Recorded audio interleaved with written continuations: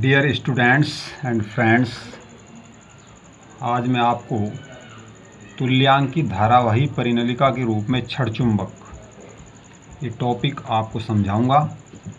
इसमें मुख्यतः क्या है, इसमें बताया गया है कि जो धारावाही परिनलिका है वो एक छड़ चुंबक की भांति व्यवहार करती है। आप जानते हैं कि धारावाही परिनलिका क्या होती है। अगर आप नहीं जानते तो मैं आपको बता रहा हूँ कि ये धारावाही परिनलिका क्या होती है। ये एक कार्डबोर्ड या गत्ता का इस प्रकार से जो बेलन है वो बना लेते हैं और इस बेलन पर तांबे के पृथक्कृत तार इस प्रकार से लपेट देते हैं।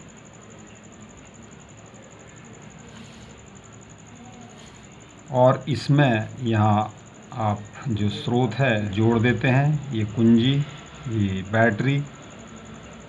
इस प्रकार से आप इसमें धारा जब प्रवाहित करेंगे तो ये कहलाती है धारावाही परिनलिका। आपको मैंने बताया था पहले वीडियो में, ये होती है छड़ चुंबक। इसमें ध्रुव होता है N और S इस प्रकार से। तो ये जो धारावाही परिनलिका है ये छड़ चुंबक की भांति व्यवहार करती है, इसके जैसा ही प्रदर्शन करती है। अब इसके जैसा प्रदर्शन अगर करती है तो क्या गुण होने चाहिए इसमें, आप जानते हैं। मैंने आपको बताया था पहली वीडियो में, जब आपको मैंने चुंबक समझाया, चुंबक तो समझाया, तो उस वीडियो में मैंने आपको बताया था कि जो चुंबक में मुख्यतः जो गुण होते हैं वो गुण क्या हैं कि एक तो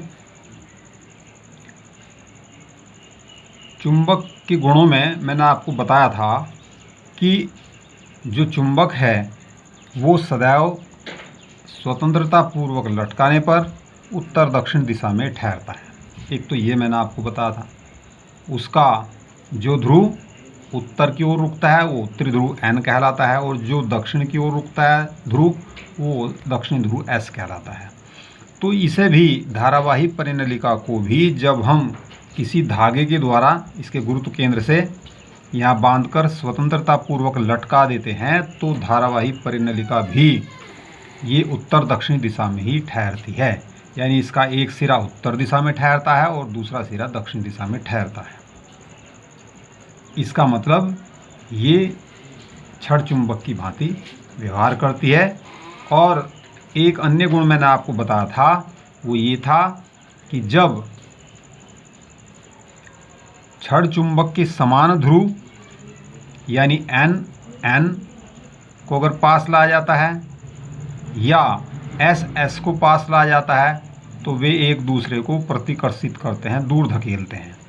और अगर विपरीत ध्रुवों को पास लाया जाता है तो वे परस्पर एक दूसरे को आकर्षित करते हैं। इसी प्रकार से जो ये धारावाही परिनलिका है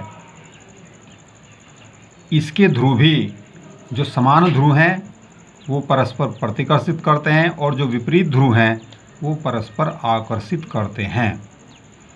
अब हम ये जो धारावाही परिनलिका है इसमें जो ध्रुव है N कौन सा होगा, S कौन सा होगा, ये हम कैसे निर्धारण इसका करते हैं ये मैं आपको बता रहा हूँ। जब हम इधर से देखें या इधर से देखें तो इस प्रकार से आप देख रहे हो ये लूप है, एक साइड ये होगा और दूसरी साइड भी इसी प्रकार से ये होगा। अब मान लिया आप इसे सामने से इधर से देख रहे हैं और इसमें सामने से जो ये लूप है इसमें देखने पर आप ऐसा इसमें देख रहे हैं कि ये जो धारा की दिशा है वो वामावर्त है, तो ये उत्तरी ध्रुव होगा। वामावर्त का मतलब एंटी क्लॉकवाइज, जिस दिशा में घड़ी की सुई घूमती है उसके विपरीत दिशा में जो घड़ी की सुई है वो घूमती है इस प्रकार से, क्लॉकवाइज बोलते हैं जिसे। और उसकी विपरीत दिशा होगी ये एंटी क्लॉकवाइज। तो अगर सामने से जो परिनलिका का जो सिरा है ये सामने से देखने पर एक साइड में आकर के अगर इसमें जो धारा की दिशा है वो वामावर्त है इस प्रकार से ये, तो ये जो सिरा है वो उत्तरी ध्रुव होगा, उत्तरी ध्रुव एन ये। इसकी पहचान के लिए आप यहाँ ये जो एन ये यहाँ नोक बना दे इस प्रकार से इसमें दोनों साइड में, तो आप देखोगे ये इधर ही नोक है, इसकी भी नोक इधर ही है। ऐसे ही यहाँ आप धारा की दिशा देख रहे हैं और यहाँ भी ये नोक इसकी इस प्रकार से बनी हुई है। तो इससे पहचान हो सकती है कि ये जो धारा की दिशा है लूप में वो किधर होगी। तो यहाँ एंटी क्लॉकवाइज है यानी वामावर्त है तो ये एन ध्रुव होगा, और अगर ये दक्षिणावर्त है इस प्रकार से घड़ी की सुई की दिशा में है तो ऐसी स्थिति में क्या होगा, ये ध्रुव जो सामने से हम देखेंगे परिनलिका को तो ये ध्रुव होगा दक्षिणी ध्रुव एस। और इसमें भी आप ये नोक यहाँ बना दें तो आपको इसकी पहचान हो जाएगी। आप देख रहे हैं ये जो इसमें धारा की दिशा है वो इस नोक की दिशा में, ये इधर भी आप देख रहे हैं ये ऐसा ही, तो इसे पहचान आप कर सकते हैं। इस प्रकार से आप जो धारावाही परिनलिका है उसके ध्रुवों की ध्रुवता पता लगा सकते हैं, कौन सा उसका ध्रुव त्रिध्रुव है और कौन सा दक्षिणी ध्रुव है। तो इस प्रकार से ऐसी जो धारावाही परिनलिका है, जब दो धारावाही परिनलिकाओं को परस्पर निकट लाया जाता है और उनके जो एक जैसे ध्रुव हैं एन एन हो या एस एस हो, अगर एक जैसे ध्रुव है उन्हें पास लाया जाता है तो वे एक दूसरे को प्रतिकर्षित करती हैं, दूर धकेलती हैं। और अगर विपरीत ध्रुवों को पास पास लाया जाता है यानी एन और एस को, एक परिनलिका का एन सिरा और दूसरी परिनलिका का एस सिरा अगर उसे पास लाया जाता है तो वे एक दूसरे को आकर्षित कर लेती है। तो इस प्रकार से हम ये देखते हैं कि जो क्षण चुंबक है उसके जैसा ही धारावाही परिनलिका का व्यवहार है। धारावाही परिनलिका क्षण चुंबक की भांति व्यवहार करती है। इसे गणितीय रूप से समझाने के लिए मैं यहाँ एक परिनलिका ले रहा हूँ। ये परिनलिका है जिसकी लंबाई 2L है, ये इसकी अक्ष है।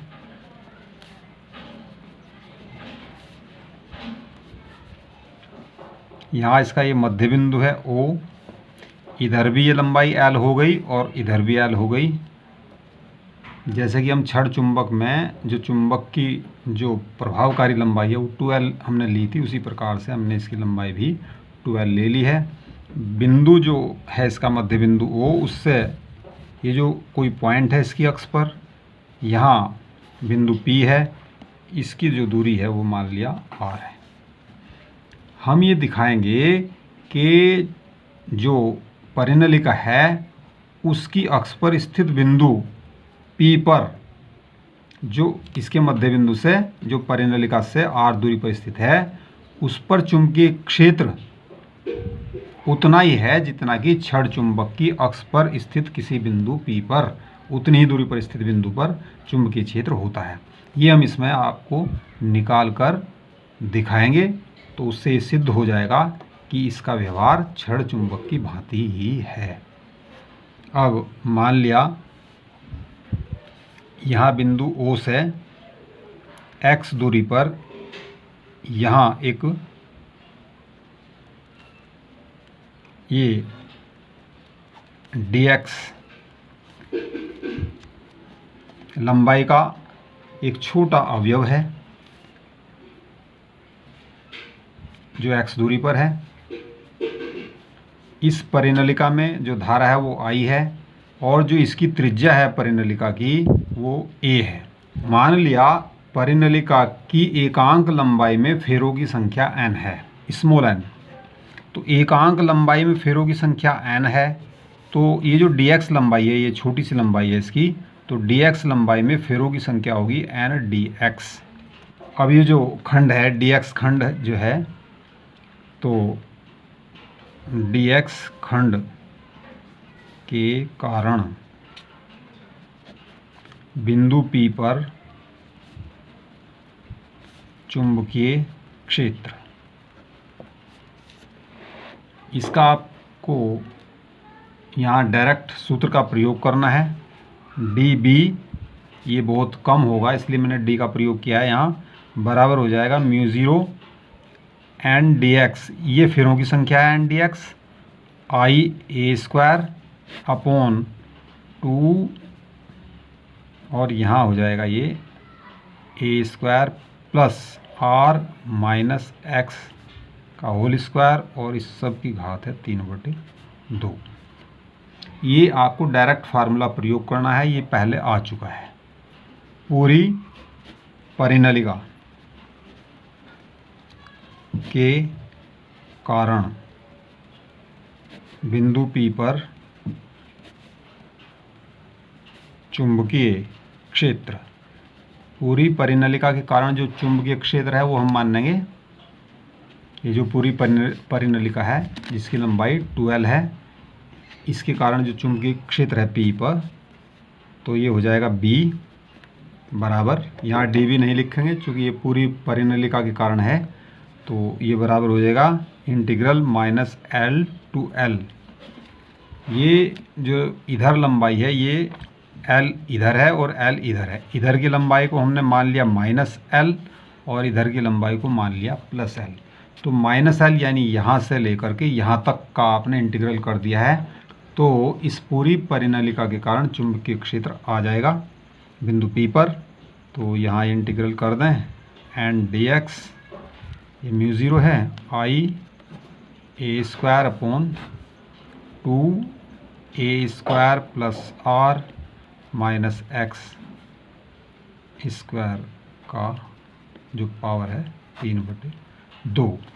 अब जो दूरी r है वो a की तुलना में, ये जो दूरी r है ये वो इस a की तुलना में, और ये जो x है इसकी तुलना में अगर बहुत ज़्यादा है, यदि r बहुत अधिक है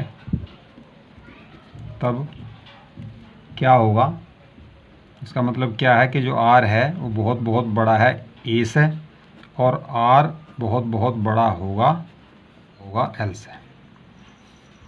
तो ऐसी स्थिति में हम इसे छोड़ देंगे यहाँ, और यहाँ x को छोड़ देंगे, इसे नगण्य मान लेंगे दोनों को, ये और ये निकाल देंगे बाहर। तो क्या हो जाएगा 2 तो ये आ जाएगा, r की यहाँ ये पावर 2 है और इसकी पावर 3/2 है, तो 2 से 2 कैंसिल हो जाएगा, 3 आ जाएगा। तो ये हो जाएगा d, तो ये हो जाएगा b बराबर minus L2 plus L μ0 n I और a square upon 2r³ dx यहाँ है। तो ये आप जानते हैं कि ये सब इसमें नियतांक है, μ0 भी, n भी, I भी, a भी और r भी। ये दी गई परिनलिका के लिए और दिए गए इस बिंदु के लिए सब नियत होगा, इसे आप बाहर निकाल सकते हैं। तो b बराबर हो जाएगा μ0 n I a square upon 2r³ और यहाँ minus L2 plus L dx। dx का जो इंटीग्रल है वो होता है x, तो आप यहाँ लिख दीजिए, ये बराबर हो जाएगा μ0 n I a square upon 2r³ और यहाँ इंटीग्रल हो जाएगा x, और ये इसकी सीमाएं हो जाएंगी, लिमिट हो जाएंगी माइनस L टू L। तो μ0 n I a square upon 2r³ ये आ जाएगा। एक बार तो हम इसमें x की जगह अपर लिमिट यानी उच्च सीमा L भरेंगे, ये प्लस L, और फिर माइनस बीच में चिन्ह लगा करके ये जो लोअर लिमिट है माइनस L ये भरेंगे। तो x की जगह यहाँ होगा l, ये जो प्लस l है वो हो जाएगा माइनस, फिर ये हो जाएगा माइनस l। तो आप यहाँ देख रहे हैं ये माइनस माइनस हो जाएगा प्लस, और l प्लस l हो जाएगा 2l। तो ये म्यू ज़ीरो एन आई ए स्क्वायर, और ये हो गया 12/2r³। अब जो चुंबकीय आघूर्ण है, चुंबकीय आघूर्ण आप जानते हैं, आघूर्ण का फार्मूला मैंने बताया था एन आई ए। एन तो है फेरों की संख्या, आई है धारा, और ए है क्षेत्रफल। जो ये परिनलिका है इसकी जो अनुप्रस्थ काट है ये उसका क्षेत्रफल हो जाएगा, या जो लूप है उसका क्षेत्रफल, ये मैंने आपको पहले बताया था। तो यहाँ जो n है वो कितना हो जाएगा, n2l, ये इतना हो जाएगा। क्यों? क्योंकि एकांक लंबाई में फेरों की संख्या n है, तो 2l लंबाई है इसकी जो परिनलिका है, तो 2l लंबाई में फेरों की संख्या हो जाएगी n गुणा 2l। और ये I है, और ये A क्या है, इसकी अनुप्रस्थ काट का क्षेत्रफल है, जिसका मान होगा पाई a स्क्वायर।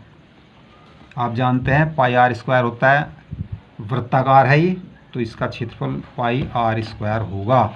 r की जगह यहाँ a है ये, तो ये वृत्ताकार होता है, बेलन का जो परिच्छेद है वो वृत्ताकार होता है, इसलिए इसका क्षेत्रफल हो जाएगा पाई r स्क्वायर, यानी पाई a स्क्वायर। तो अब आप यहाँ से थोड़ा वो कर लीजिए, तो ये b बराबर हो जाएगा म्यू ज़ीरो अपॉन 4π2, और ये देखो यहाँ n 2l i pi a square, और ये अपॉन में r³। ये हमने थोड़ा सा इसको एडजस्ट किया है। ये देखो म्यू ज़ीरो, तो म्यू ज़ीरो की जगह है, यहाँ n भी है, i भी है, l भी है, और यहाँ हमने लिख दिया 4, तो हमने 2 से ऊपर गुणा कर दी और 2 से नीचे भी गुणा कर दी, 2 दूनी 4 होगी। तो ये हमने सुविधा के लिए किया है, क्योंकि हमें ये जो चुंबकीय आघूर्ण है इसे हम कैपिटल M से प्रदर्शित करते हैं, तो हम इसके स्थान पर चुंबकीय आघूर्ण M रख देंगे। तो B बराबर हो जाएगा म्यू ज़ीरो अपॉन 4π। ये म्यू ज़ीरो अपॉन 4π हमने इसलिए किया है चूँकि म्यू ज़ीरो अपॉन 4π यहाँ चुंबक जो है, जो चैप्टर है चुंबक वाला, उनमें ये नियतांक होता है, और इसका मान 10⁻⁷ होता है। तो ये 2m/r³, ये फार्मूला है, इसे आप लिख सकते हैं, या b बराबर 10⁻⁷ 2m/r³। तो ये वही फार्मूला है जो मैंने आपको पिछली वीडियो में बताया था, इससे पिछली वीडियो में ही बताया था मैंने, कि जो छड़ चुंबक है उसकी अक्षीय स्थिति में जो बिंदु होता है उस पर चुंबकीय क्षेत्र का मान कितना होता है, ये मैंने बताया था पिछली वीडियो में। तो ये जो मान है म्यू ज़ीरो अपॉन 4π 2m/r³, ये वही है जो छड़ चुंबक की अक्षीय स्थिति में स्थित किसी बिंदु पर होता है। तो इसका मतलब ये हुआ कि जो धारावाही परिनलिका है उसका व्यवहार ठीक वैसा ही है जैसा छड़ चुंबक का। तो यहाँ लिख देंगे, अतः धारावाही परिनलिका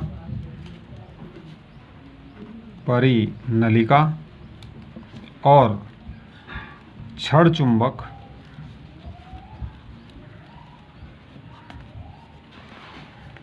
समान चुंबकीय क्षेत्र उत्पन्न करते हैं। यह आपको दिखाई दे रहा है, यही फार्मूला है सेम। अतः धारावाही परिनलिका